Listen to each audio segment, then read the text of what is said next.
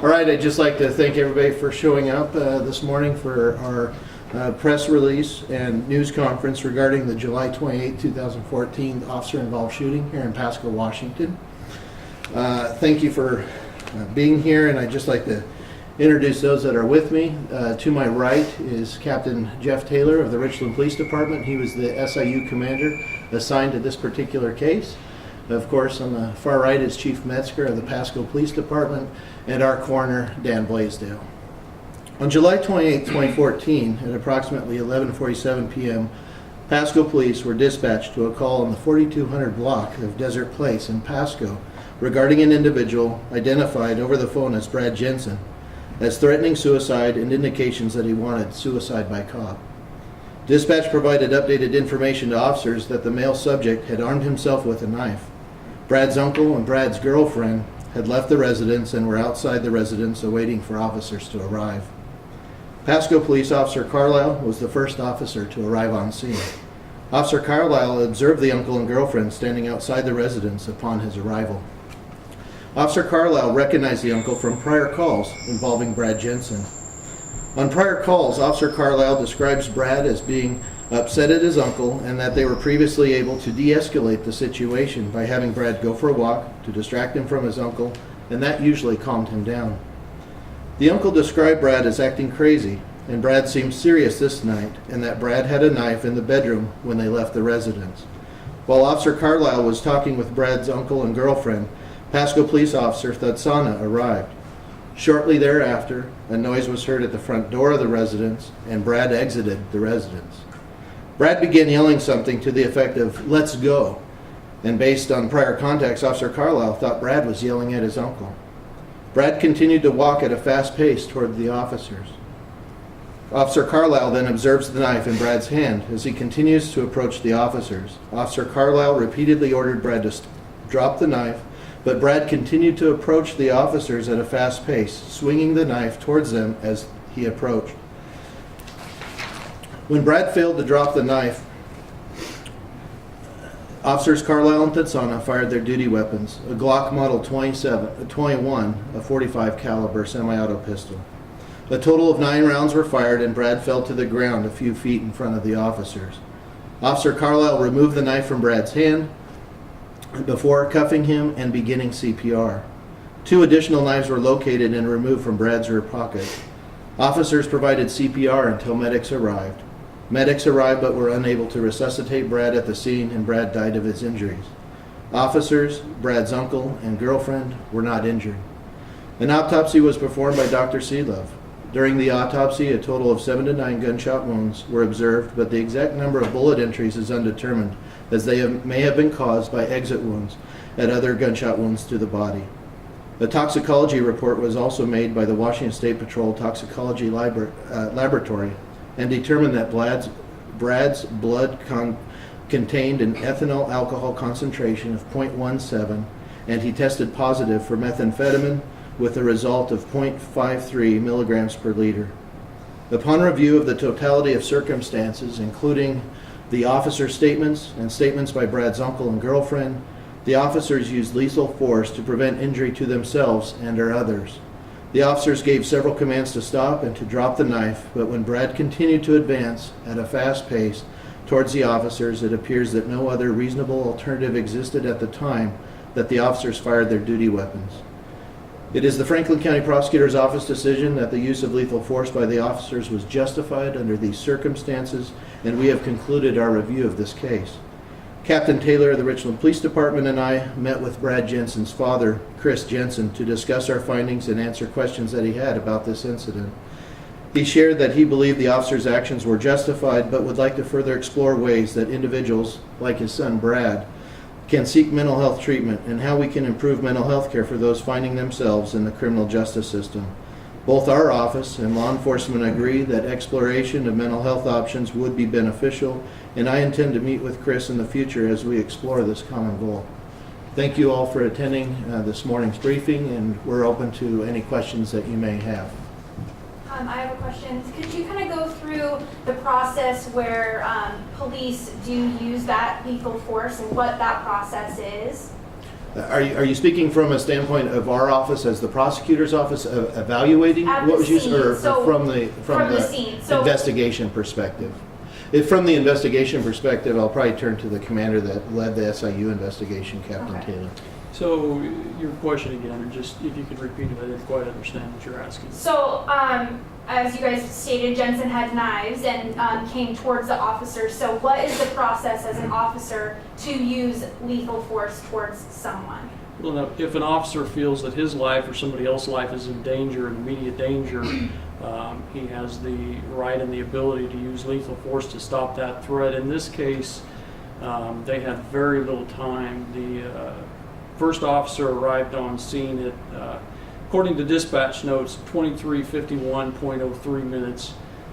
And he was on scene, the second officer arrived on scene at 23:52 and 27 seconds. So very little time, and then shots fired were called out at 23:52, 53 seconds.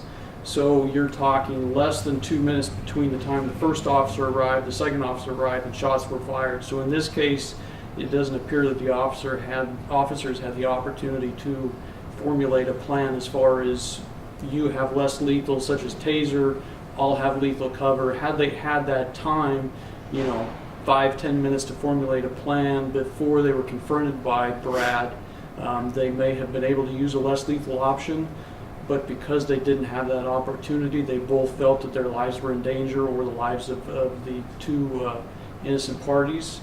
So they both resorted to lethal force, feeling that they didn't have any other option. Does that make sense? Yes.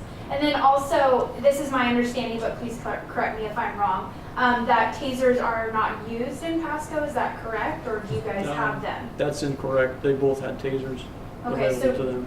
So would they, do you believe that they should have used the tasers before the gun, since he had knives and not a weapon as a gun, or is it kind of the same thing? Well, like I explained, I don't think they had time to formulate a plan. Our training, and I can't speak for Pasco's procedures specifically, but I can speak as a police officer what our training is, and our training is that tasers are not 100% effective. So if somebody is presenting a lethal threat to you, you're not going to resort to a less lethal option, because if that doesn't work, you're probably going to end up injured or seriously injured or dead. In this case, like I said, the training of police officers is that if a taser is deployed, there always will be or has to be a lethal cover option in case that taser doesn't work. And in this particular case, I don't think they had time to formulate that plan. That's why the taser was never actually deployed. Sean, in your statement, you mentioned the mental health history. Yes. Is that something that officers would have had in advance, either one of you? Well, as I indicated, Officer Carlisle actually had prior experience at this particular residence with this particular individual. That actually played out, I think, in his mind, because previously he was able to diffuse the situation. He was able to communicate with Brad. He was able to allow him to walk it off, so to speak. That's how he described it in his statement that he gave. He basically shared that usually his anger is directed towards the uncle, and that is the same uncle that was there outside the residence in the front yard at the time. Based on that experience, that also gave Officer Carlisle the idea that when he came out the door, he was actually yelling. He was kind of saying something to the effect of, "Let's go," kind of like a bring it on posture. At first, Officer Carlisle made his statement to investigators that he thought he was actually directing that anger to the uncle. That was based on his prior experience. What was found out later is, throughout this investigation, is that a few weeks prior to this incident, Brad had attempted suicide. Brad had made statements about being suicidal, and on this particular day, I think what is in particular for our reference is that his uncle had stated, "This is different. We thought that he was serious this time." They have previously called the police, but he described the demeanor by Brad as being serious, and that was something. Obviously, that didn't play into the officer's account, but I think in looking at this case and evaluating it and basically sharing our findings with Brad's father, that's a significant difference. That something had escalated. He was going through a mental health crisis, along with the alcohol and methamphetamine that clearly exacerbated the situation. But oftentimes we see that. We see, substance abuse goes hand in hand, unfortunately, with those that are suffering from mental illness. And so both the uncle knew this, the father knew this, and I think to his help, Officer Carlisle knew this because he knew that he had the skills previously to be able to diffuse that situation. Once it became apparent, though, in review of this particular case, once it was identified and the officer was able to actually see that Brad had a knife in his hand, he was not coming towards the uncle, but he was actually coming at the officers, and what even his uncle described as a very intentional manner at a fast pace, the officers had very little time to react. In fact, Officer Thetsana had just arrived on the scene, gotten out of his car as Brad was exiting the house. So Officer Thetsana had not had prior contact with either this residence or the individuals. He was coming up on the situation new, and the next thing he recalls is Officer Carlisle yelling out to stop, drop the knife. Then he was able to also identify and see that he was coming at both officers with a knife, and that's where the shots were fired. And I think one of the important things that we review as a prosecutor's office, we're trying to look at too is, what was the whole circumstances? What is the knowledge that the officers had? And I think Officer Carlisle responded there believing that, hey, he's trying to gather information in a safe environment. He knows that the two individuals are now outside, the girlfriend of Brad as well as his uncle. He's met with the uncle previously. He was hoping to gather that information. And I think, like Captain Taylor indicated, probably the next step would have been to formulate a plan to be able to safely enter the home and try to defuse the situation. If that were the case, maybe one of those less lethal options may have been viable, going in with the person again. You're dealing with a knife. That is the same equivalent as a firearm. It can kill a person just as quickly. In fact, we see more officers and other individuals killed or injured with edged weapons than we do with firearms. I mean, recent incidents like in New York, attack with an axe, these things happen, edged weapons happen very quickly because they're not necessarily as readily apparent as someone that intends to use a firearm.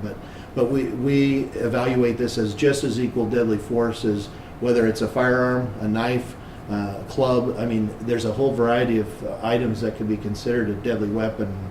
In reviewing that and seeing what the officers had probably tried to do in the lack of time, they were really at no point. And one of the things that we looked at in our evaluation was, one, the crime scene, the evaluation of location where majority of the shell casings were located along with the body of Brad. It was at the very end of the driveway near the patrol cars, and that indicated to us that there was a time consistent with the statements of the witnesses that these verbal commands had failed. They had given a reasonable opportunity to Brad to try to drop the knife, but they were basically running out of distance, and he basically fell to the ground at a very close distance to the officers, and that's based on the evidence collected at the crime scene. And I think that was extremely helpful, but it was also helpful having the statements of the two individuals that know Brad and know that he's gone through mental health issues, he's gone through use of substance abuse issues, including alcohol. So they had that information, and I think they were trying to basically protect the officers. They were outside trying to say, hey, look, just so you know, he's threatened suicide by cop. And that's basically a situation where a person chooses to use deadly force, knowing that if they do that to officers, the officers are put in an unfortunate position to have to resort to lethal force. And that was one of the things that I thought, or I could appreciate from talking with Brad's father, is that's why he wants to seek some answers, I guess, on the mental health front, is because he recognizes, he's a former police officer, he recognizes that put the officers in a terrible situation. It put the other family members in a bad situation. So obviously he'd like to explore, if there's something different that could have been done in the past with trying to get someone to mental health treatment or going forward. That's really what the father would like to see. He'd like to see something good out of this. He knows he can't bring his son back, but his real goal is that we could make some, good movement forward on trying to deal with people that have had criminal justice contacts, in other words, law enforcement contacts, like Brad has. There's been several contacts by police officers, but because there really didn't seem to be an option for us at that time, he'd really like to explore opportunities in the future to help others that might be in the same situation, so it could avoid, this incident. So. Just to confirm, was it not all 9 shots from Officer Carla, or from? It was a combination, because officers, through their practice, and this is from their statements, they indicate that they usually don't keep their magazines at full capacity. In other words, they usually keep it short, 1 or 2 rounds.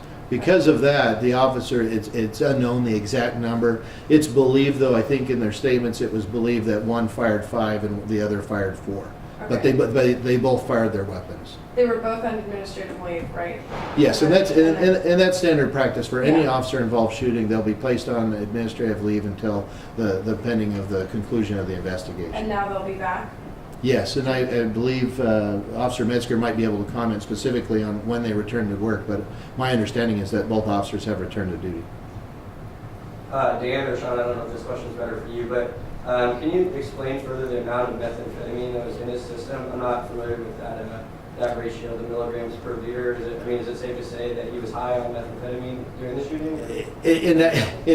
In frankly, in anticipation of that question, I did the same thing. I contacted the crime lab. I wanted to talk to someone in toxicology. They said it's difficult to say because they described the phenomena, I guess, of getting under the influence of methamphetamine. There's 2 scenarios. One is on the higher end, if they're rising, if the level of methamphetamine is rising, that's going to produce certain types of behavior. If that level is coming down, like let's say there was a binge of drug use, and this is actually a number on its way down, that could cause different responses. Now, it would seem consistent from what we read about this case, about a person being, paranoid, trying to be excited. It's likely that it was going up, but it's really hard to determine just that number itself. But I asked the question of just the number itself, not knowing whether it was going up or going down. Is that kind of higher than you see in the scientists I spoke to said that's a pretty significant number.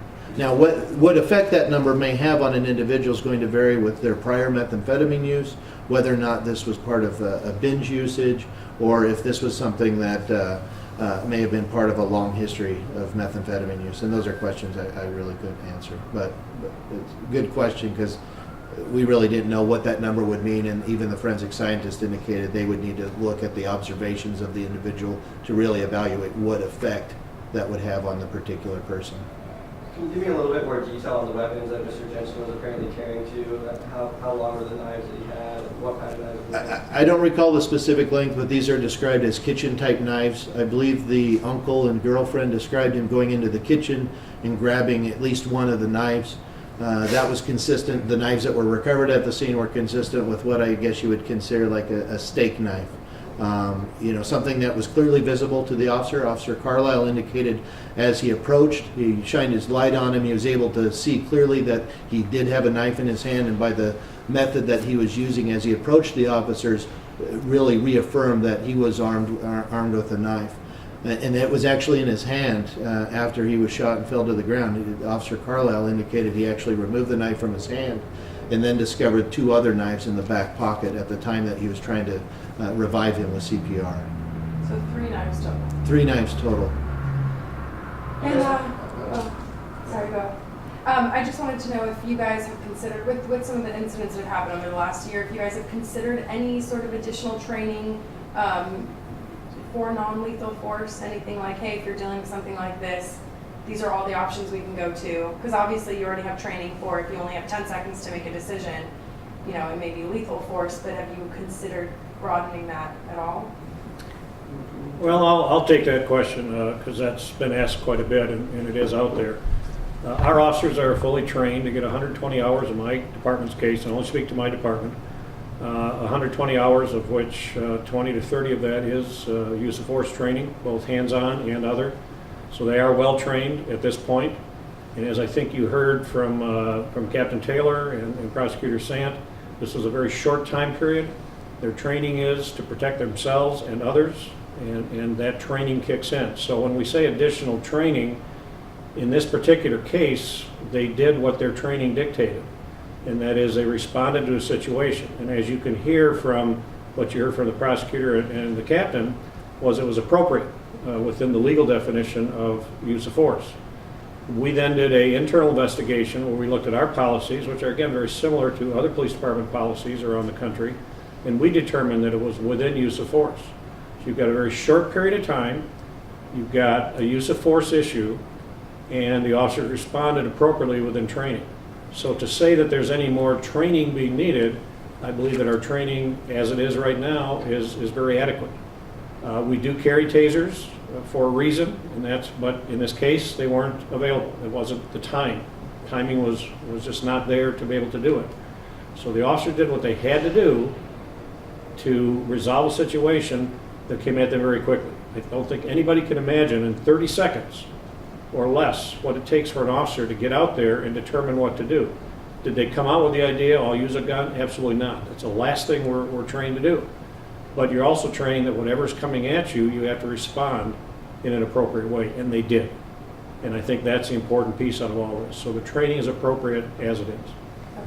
And we've had so many viewers ask about rubber bullets. Can you just answer them in regards to that? You know, there's so many things out there, but again, when we fire our weapon, we are not firing to wound, we're not going to fire in kneecaps, we're not going to fire at things that that may wound somebody or whatever. Our intention is, if we're drawing a weapon under our use of force policies, we're doing it because there's a lethal threat posed to us. And that lethal threat says, I have to stop that threat. Now, the hope is that every officer's mind, and I can speak, I'm sure, for Captain Taylor when I say this, the hope is when we draw our weapon, we never have to use it, and most officers don't. However, if the threat doesn't diminish, we have to shoot. And if we shoot, we're not shooting to maim, we're not shooting to do anything else, we're shooting to stop the threat. In this case, the threat then unfortunately passed away. Sometimes it doesn't happen, sometimes it does. But the rubber bullets and all these other things that you hear about, they're just not appropriate for use out on the street. Because if that doesn't stop them and you've still got a guy with a knife, that officer now is hurt, and perhaps somebody else in the neighborhood is hurt. Perhaps the uncle or the girlfriend would have been hurt. And that's not what we want to do. So we have to make sure that we stop the action that's going on with the appropriate use of force, which happened in this case. Do you guys have an idea of how many previous contacts you've had with Mr. Jensen? I do not offhand. It was several, but I don't have an exact At number. that address or at different addresses? Different addresses. You guys also mentioned mental health. Was he diagnosed with anything in particular that you guys are aware of? I don't recall the particulars of any particular mental health diagnosis. I just know from the statements from both the uncle and his father is that he was receiving mental health treatment, and he had a counselor and had previously met with them. And I don't know the specific diagnosis though. And Captain Taylor, I guess lastly for my end, can you just explain to me a little bit, we've had a lot of SIU investigations recently, just explain what goes into an SIU investigation and why, it takes as much time as it does. Well, it's the timeliness question is going to be related to any police investigation. I think we approach these from a standard police procedures investigation, and any of those investigations take time because we have to wait for lab results, we have to wait for pathology reports, we have to wait for all these things to come in. So and not only that, but we're following up on witness interviews and listening to anything we can as far as audio tapes, transcriptions. So it's a time-consuming process because there's a lot to put together in any kind of homicide investigation, which this is. So I don't think that the SIU investigation is any different than any other police investigation when you're looking into a death. It's going to be a timely process. So, and as far as the SIU portion, the reason we've had so many is because we've had several officer-involved incidents involving lethal force, and we as a community, as a region, have decided to form the Special Investigation Unit to approach those investigations so that we don't have an appearance or any kind of police agency investigating themselves. Does that answer your question? It does, thank you. Any other questions? Chief Metzger, what's the status on the two officers right now? We have concluded our internal investigation after the SIU investigation went to the prosecutor, and the prosecutor made his decision. We have concluded our internal, and they are both back on regular duty. But they've been on light duty, right? Yes. Well, not light duty, we call it administrative duty, and that is no contact with the community and this sort of thing, not because they did necessarily anything wrong or not, as we found out later they didn't, but it's simply to, again, the appearance, as Captain Taylor said, the appearance outside investigation. None of our people are involved in the investigation. They come in, they do the investigation for us, they then give it to the prosecutor. I am not involved in that. Then we do the internal so that we are sure that they followed our policies, everything beyond the criminal. We look at it internally, and before we put them back on the street, we want to make sure that we have checked everything out so that we're not putting an officer back on the street that has any sort of possibility of having anything go on. So we do that, standard procedure, and every police department that I'm aware of in the country does the same thing. When can we expect a ruling of the Richard Howard shooting to happen before Fred Jensen? I anticipated getting that in about 2 weeks. I'm hoping that I've been in contact with Commander Luttrell with the Kennewick Police Department. He was the SIU commander on that case. They have recently provided our office with about 3 large binders of information, and as part of our protocol, we go through all of it. And so it does take some time. As you can imagine with that incident, there's a lot of witnesses. It went on for some time with the standoff, and so we just want to make sure that we review that as thoroughly as possible. I don't know if you answered this yet, but is there any sort of counseling that you guys offer to police officers who, because I'm sure that was traumatic for him to go through that? Yes, and part of the reason why we put them on administrative leave, it is a very traumatic event. I appreciate you asking the question. We do send them to counseling, we do offer counseling. We have both internal counseling within the city that we can offer, and we also immediately, or shortly thereafter the incident rather, we do send them up to a police psychiatrist that at least reviews them to make sure that they're okay, that they're fine. And the officers, of course, work with them and try to deal with them. And so there's a lot of peer support and then mental health support if they want it. And so And is he doing okay? they're doing fine. Thank you. All right, thank you all for attending.